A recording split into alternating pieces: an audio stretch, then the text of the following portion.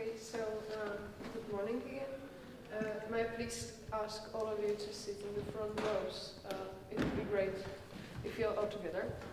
You don't have other possibility than to sit on the first row. Já jsem ona říkala, že můžete.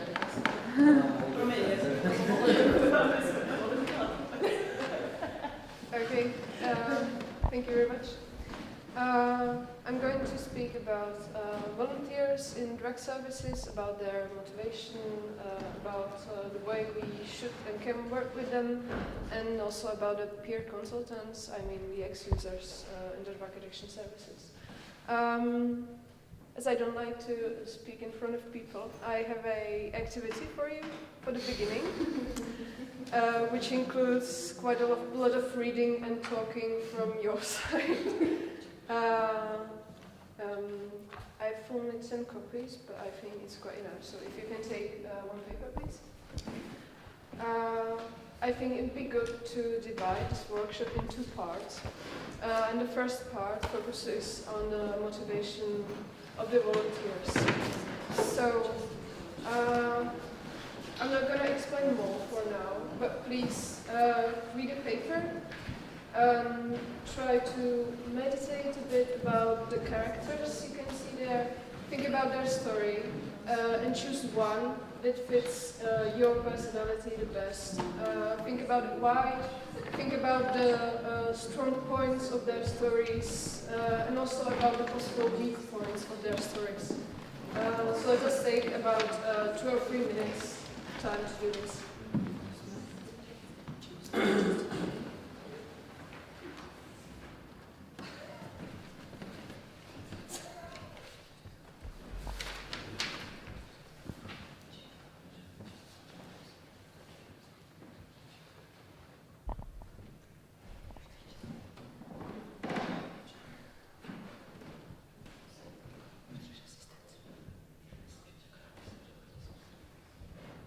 If there is anything unclear, I mean, the language, feel free to ask.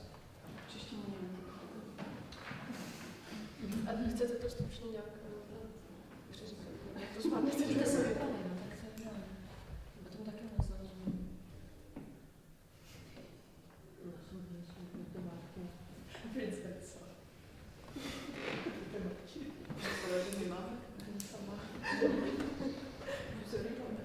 Právě.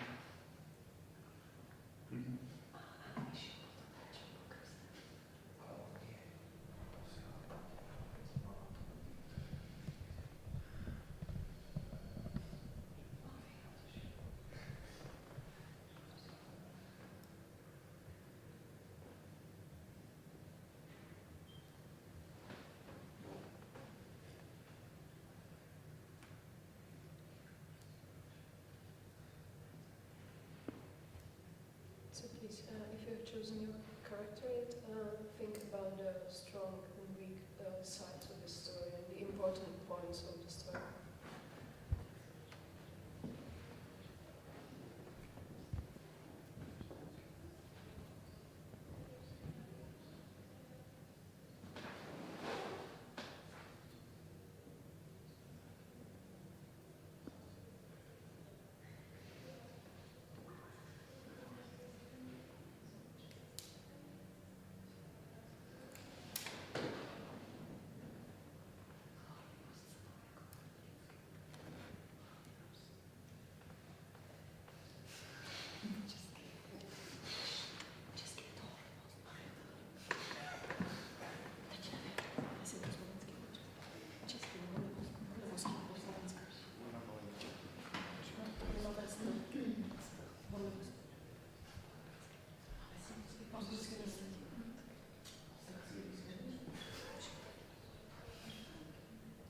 So, has everyone chosen their favorite character?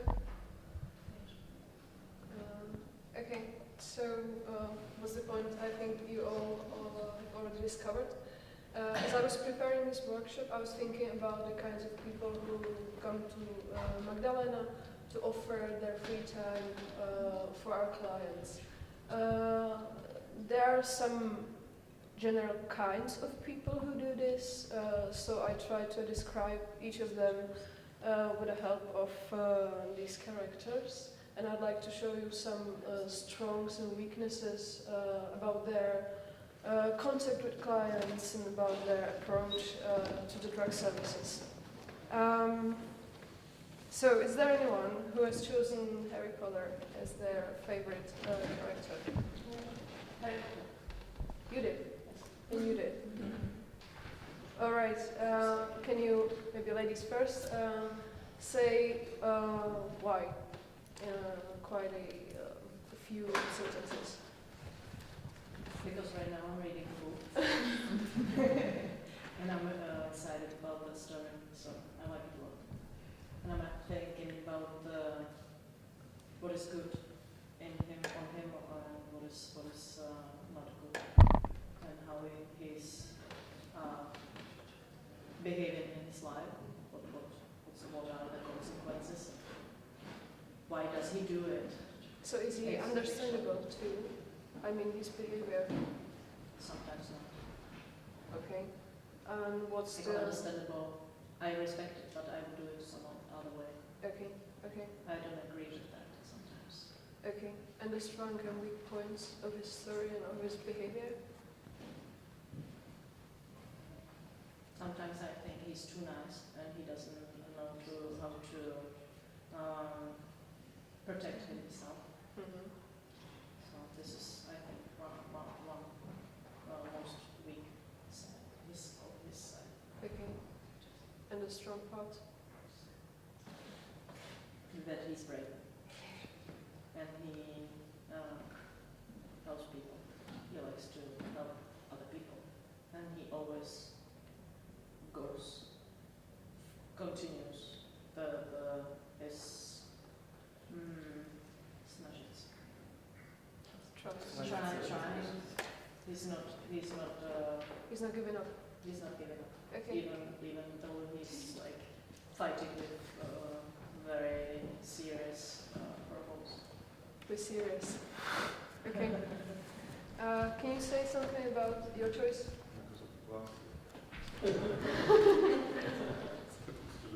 So I can see you concentrated on the story. So I like this story or this character because of the development of the character from the beginning, from the childhood to became a teenager or a young adult, and it was a big journey for Harry with his weaknesses and strengths.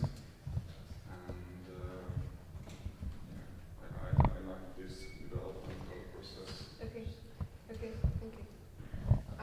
The reason why I chose Harry Potter, and I kind of said it in this short plot, is that his parents, it means part of his family, is somehow touched or destroyed by the dark magic. That's how I wanted to imply that some of the people who come volunteer for the drug addicted people have an experience with drug addiction in their own family. These people are usually highly motivated. I really like to work with them, but can you imagine the risks that can be brought in their life and in their work? Can anyone imagine what can be the problem with this kind of volunteers? Yeah, they act codependent with clients, so they can be much more easily involved. Cannot protect themselves. Yeah, that's the main point. When I work with these people, we have actually two of them in our volunteer group. Two Harry Potters, one Hermione, one Harry. I'm really trying, the first thing I'm always thinking about is their own protection and their personal borders. That's the risk. Okay, second, who has chosen Chronicles of Narnia and Lucy? Me. Cool. Three of you, right? So please tell us something. Whoever wants to start. It's my favorite book. My children love it. I like C.S. Lewis, and I like the way how she can heal the injury. She can do it, and different characters, or not characters, like figures. Is there anything like, does she have a weakness? Blind spots maybe? Too passionate, or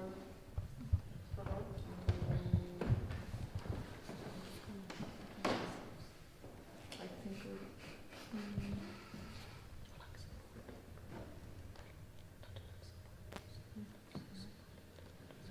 too much life, too passionate. Okay, Would I don't know. okay, thank you. What's your choice? I'm ashamed I never read the book. Never So mind. I chose her because first I was searching for less obsessive compulsive disorder. And I think I was also a little girl, like when I get in touch with the addiction problems. And sometimes I feel I have the idea of her that she's naive sometimes. I don't know, very green. And for myself, I know I can be also very naive sometimes. And yeah, it would be very nice to heal any kind of injuries. Yeah. But I don't think the same of myself. So. Okay, thank you. How about you? I agree. I like the book. I've seen the movie and it was a really interesting story. So I choose her because I know her, probably more than others. And St. Paul was already taken. So you were like thinking about St. Paul and Lucy. You were choosing between the two of them. I don't know, probably I wouldn't choose any one of those, but when I don't have any choice, so I choose her because she's how would it say it? It's kind. She's kind, and she can make friends. And I agree, she's really naive, and she thinks everyone can be good.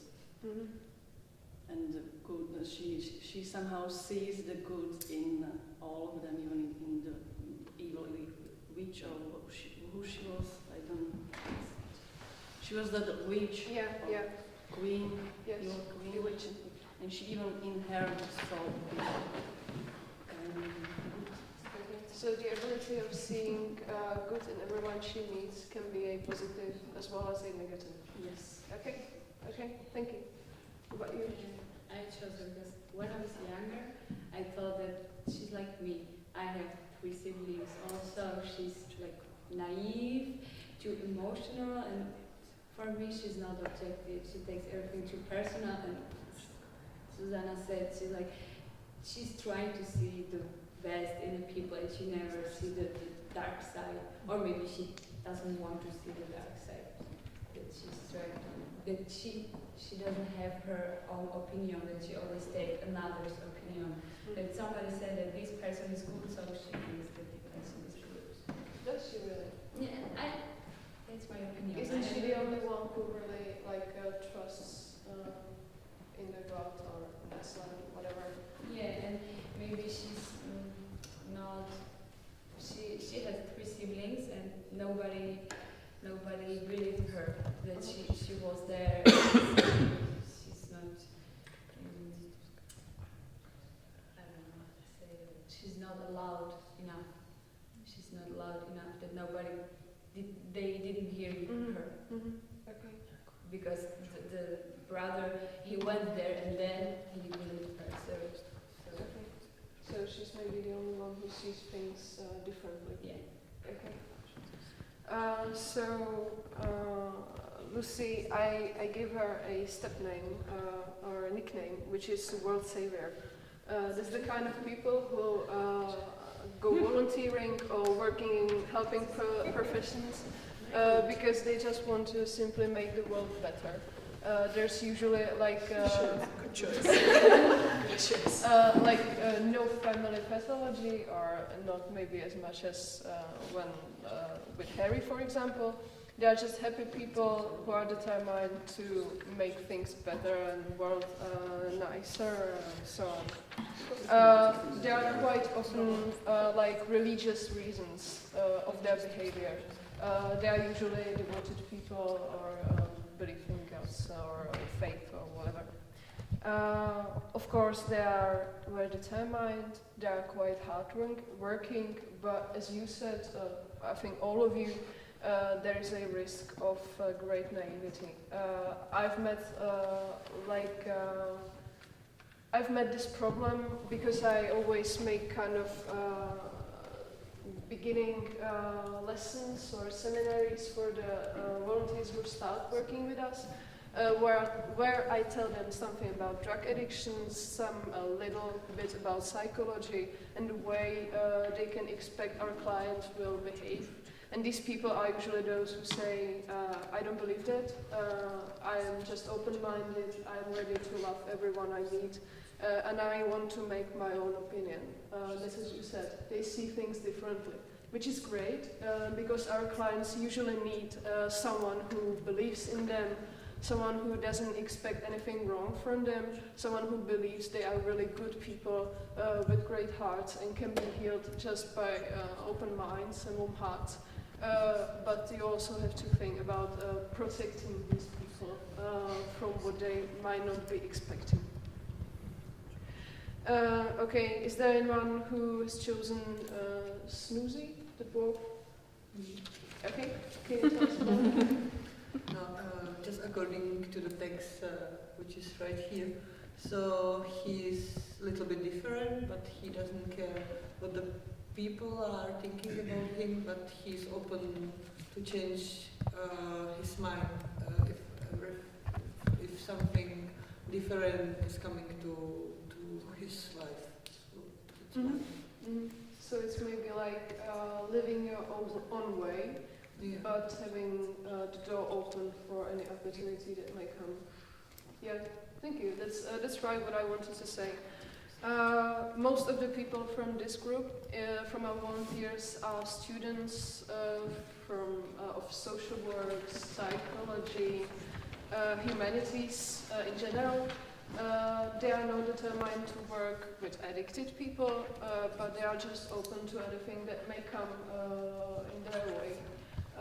I tried to find volunteers in the way I went to the universities and to colleges and talk to the students and explain them how we work, what exactly we do. And some of them came later telling me that they are interested in trying something new. They are usually quite quite educated, they know a lot, but the problem is that their ground and basic motivation is not working with drug-addicted people. It's just getting experience. So it may quite easily happen that they lose their motivation after quite a short time because they find out they expected something quite different, and it's alright, but you have to counter it.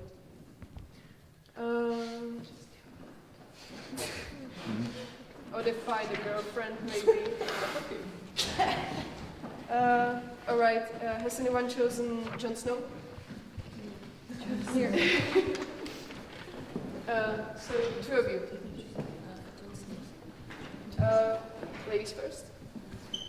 So I choose it because I love the story. I can imagine Jon Snow also visually, because the rest of the characters I couldn't. I didn't ask if you like him. I asked just. Yeah, but that's why I choose, actually. Okay. What did you ask? What's the strong and weak part of the story? Okay. I think that important is that he didn't have a choice. That he went to the night watch because he had to. I think I'm not sure, but I think it was something like this. And even if nobody didn't want to go there, it's some kind of a dark side. He had the option to save the world, but actually he was nothing. All right. Thank you. How about you? I chose him because about this script, I think he knows his competence limit well, and he chose the best option between these borders to help on the people. Okay, so it's kind of being modest, actually. Okay. It might sound a little cruel, but please don't take me wrong. I call this group of people the outsiders. It's the kind of people who actually maybe do not even work in helping professions. They are not psychologists or social workers. They are just like searching for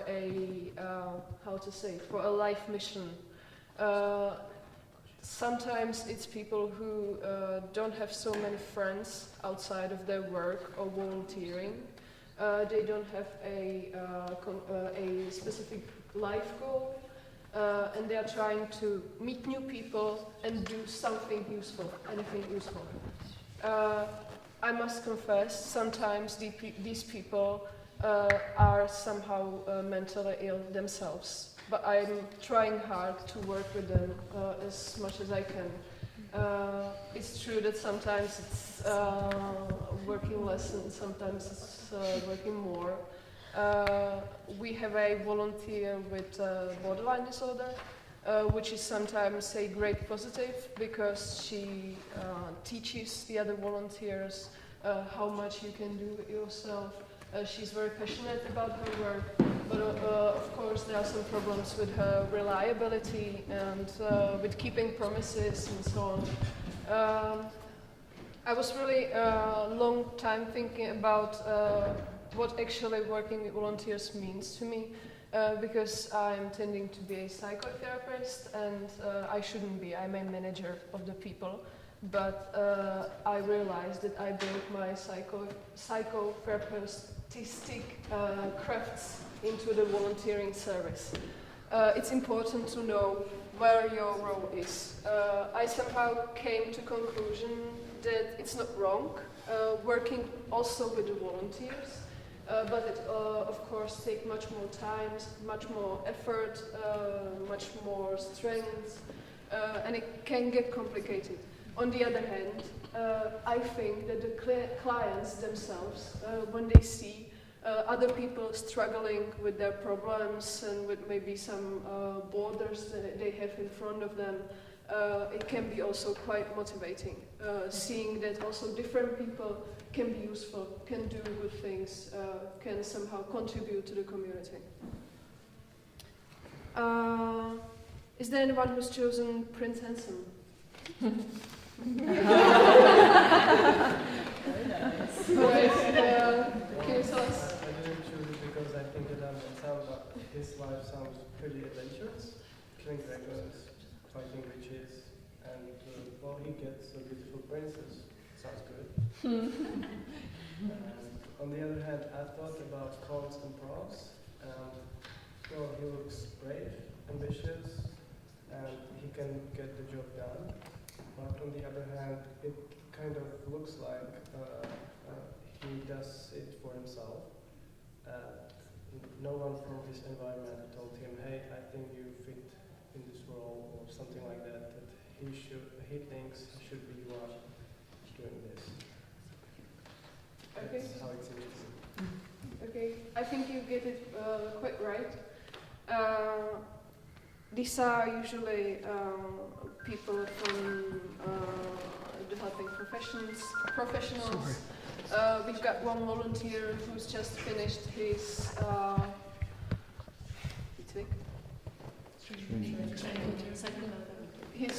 therapeutic training, and he wants to gain some experience. They are usually, as you said, ambitious people. They are also very skilled. They are capable almost of anything. They are like people who would come at midnight if you tell them that there is something interesting that provides them more experience or more professional skill. They are visionaries. They are quite often people who want to change the system itself, like activists or politicians and people like that. Of course, as you mentioned, the problem is that the motivation is usually their own social prospect. I'm not saying it's wrong. I don't mean to sound cruel. It also brings some prospect to the clients. But as I said, that with the Harry Potter people, I'm keeping their borders. With these Prince Handsome people, I'm trying to remove the border closer to the clients, less to themselves. All right, there is Jean Valjean remaining. Is there anyone? I think we don't have much people left. Okay, can you tell us why? Because the story is for me about the inner progress, the inner development from the stage of revenge to the stage of to forgiveness. Mm-hmm. And the change is, in my opinion, generated by the meeting with the valuating love or acceptance of the priest. Mm-hmm. And this is for me the most important message also for the area of the helping professions. So that's why. Are you a psychotherapist? No. Or a psychiatrist or a psychologist? Theologian. Okay, that's the other option. Which character? Jean Valjean. Meeting the priest. Okay. Jean Valjean is one of the two peer workers from the volunteer group. He's someone who has his own experience with drugs or whatever. But he's quite short after the treatment, and he wants just to repay what he got from the therapist and from the helping people. We accept volunteers from the treatment at least 1 year after they have finished their residential treatment. It means 1 year after they have left the community or the residential? Re-entry? Or the re-entry. These people are, of course, strongly motivated because they can see themselves in the clients and they want to do anything to provide the people the progress and to give them their own experience from the treatment. But there is also quite often a feeling of guilt or debt. They feel like they have missed a great part of life and now it's up to them to repay.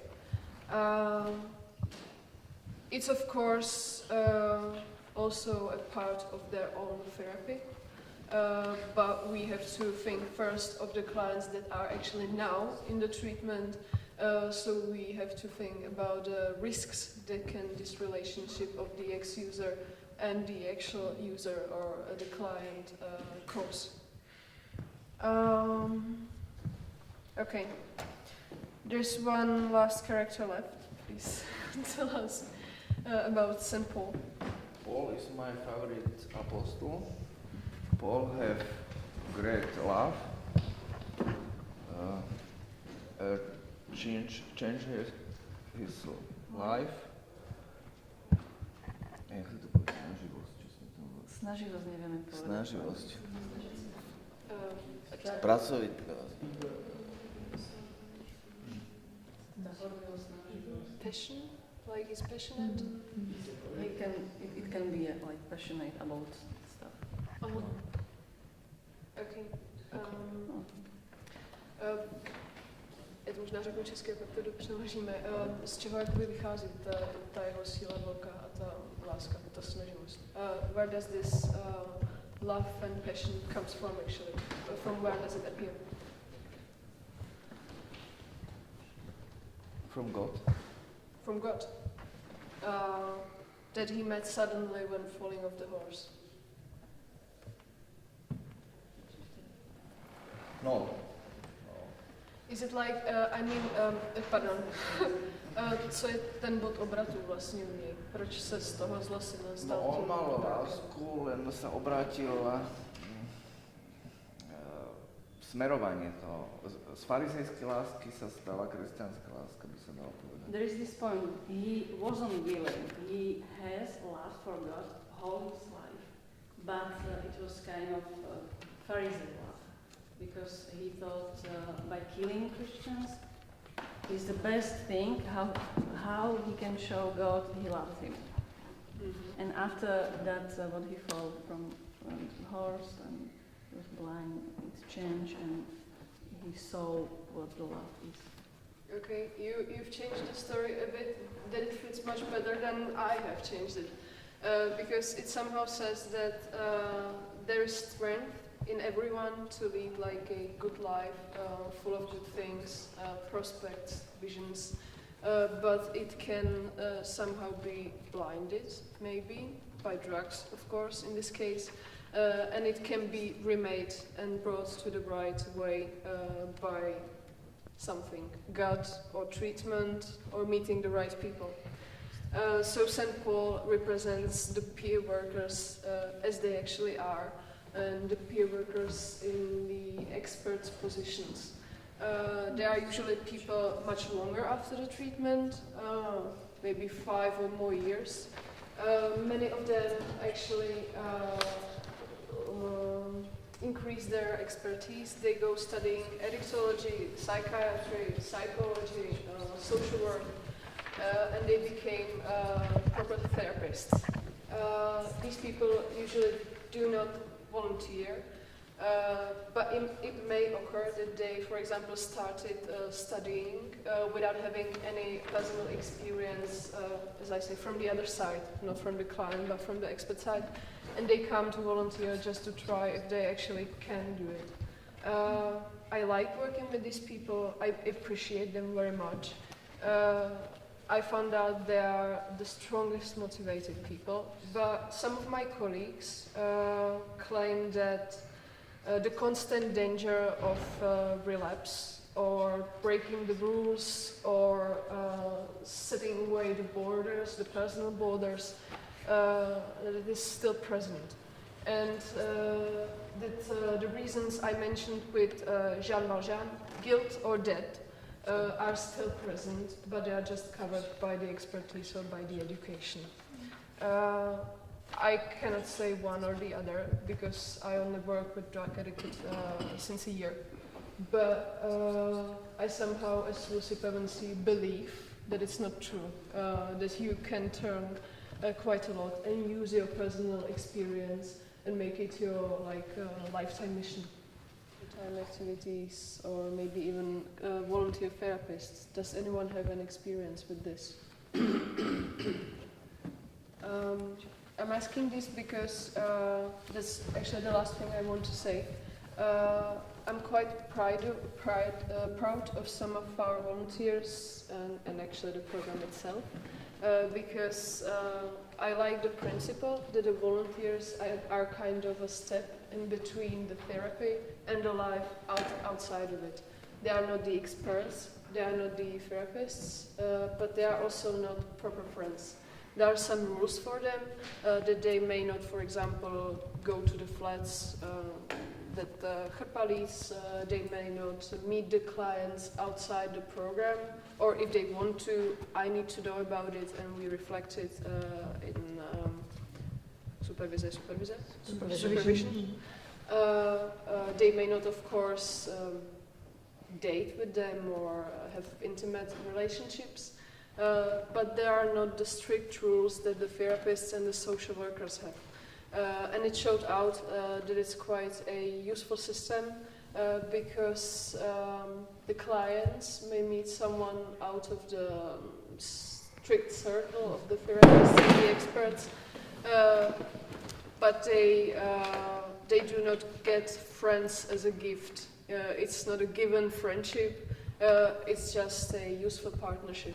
So what our volunteers do, they do, for example, free lessons of English for our clients. They started playing volleyball together. May I maybe say a short story? I'm so proud of it, I have to share it. We started playing volleyball with the clients, and then later on, the volunteer, the girl who started it, left abroad for work, and the clients went on playing volleyball. And then there was a situation of relapse in one of the flats of Hrpa, and the volleyball saved here as a kind of crisis intervention. All the clients met there, they've taken there even the guy who didn't go playing before, they played with him, they shared the trouble they had together, and he appreciated it as a great part of therapy, just being outside. I think the problem was that the therapists couldn't come at once, so he needed to fill the time between the troubleful situation and the therapy. And he filled it with the leisure time activity that actually began with the volunteers. So that's the great strength I see in the volunteering program. Okay, the time is up. Thank you very much for taking part, for sharing experience. That's it.